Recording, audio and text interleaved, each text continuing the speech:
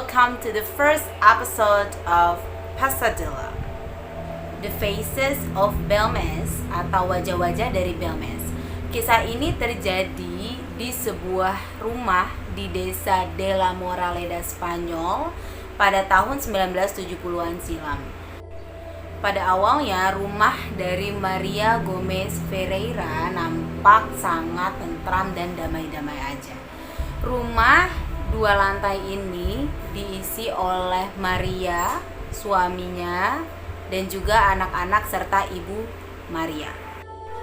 Oke, pada awalnya sih rumahnya biasa aja nih, nggak ada apa-apa, tentram-tentram aja, damai-damai aja.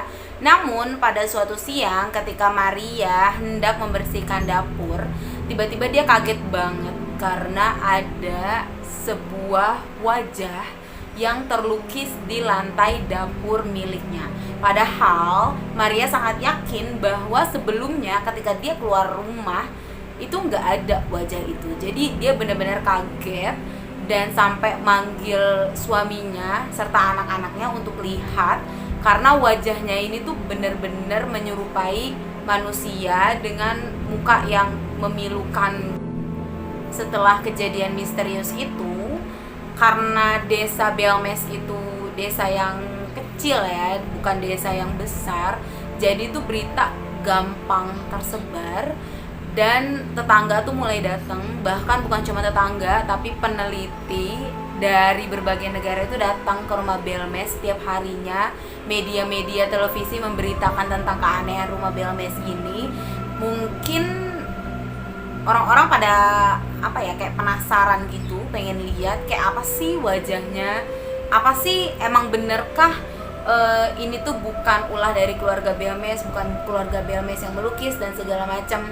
Dan akhirnya ada salah satu peneliti dari Amerika yang meneliti lantai si Belmes ini, dan itu bukan rekayasa, guys. Jadi gambar itu memang benar-benar muncul, nggak tahu dari mana, dan sampai diperiksa oleh ahli. Nah, karena mungkin keluarga Belmes itu kayak kalian bayangin gak sih, rumah kalian tuh lagi ada hal-hal yang mistis, terus orang-orang tuh kayak berbondong-bondong datang ke rumah kalian cuma untuk cek ini benar nggak sih, ya itu mengganggu banget kan, ya mengganggu. Jadi keluarga si Maria ini memutuskan untuk ya udahlah, kita hancurin aja ini ini lantai gitu ya, lantai yang ada wajahnya itu dihancurkan sama suami dan anaknya, dan akhirnya setelah hancur digantikan dengan semen. Ketika sudah dihancurkan dan diganti dengan semen, itu semuanya wajar-wajar aja, guys. Semuanya udah balik seperti semula, semuanya udah oke, nggak ada lagi masalah-masalah kayak wajah muncul di mana-dimana. Sampai pada tanggal 8 September wajah itu muncul kembali.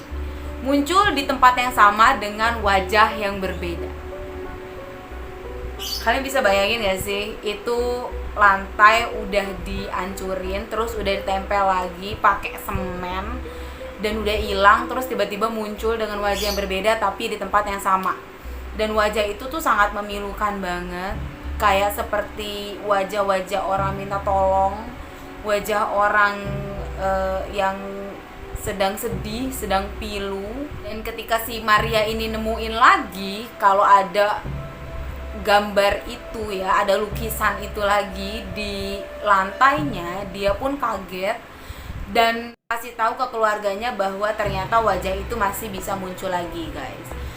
Yang lebih anehnya lagi, setelah wajah yang ini muncul di di lantai dapur, wajah-wajah lainnya juga ikut muncul di beberapa sudut rumah, seperti di ruang tamu, di ruang keluarga, dan juga di dinding-dinding kamar anak-anaknya.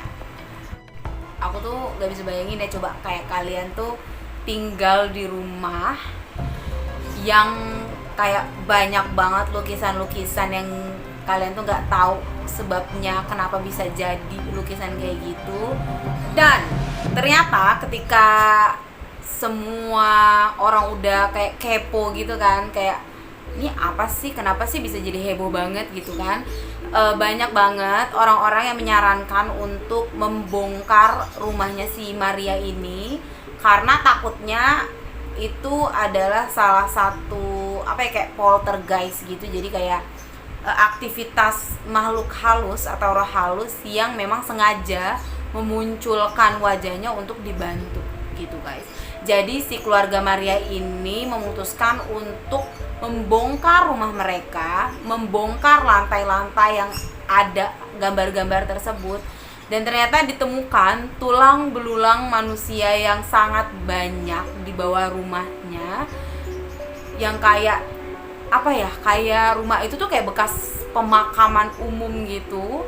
Dan si Maria juga kayak bingung gitu loh, karena dia beli rumah ini itu memang sudah jadi rumah, jadi dia nggak tahu kalau sebelumnya itu entah itu kuburan kah atau pemakaman umum atau bagaimana. Maria tuh nggak tahu.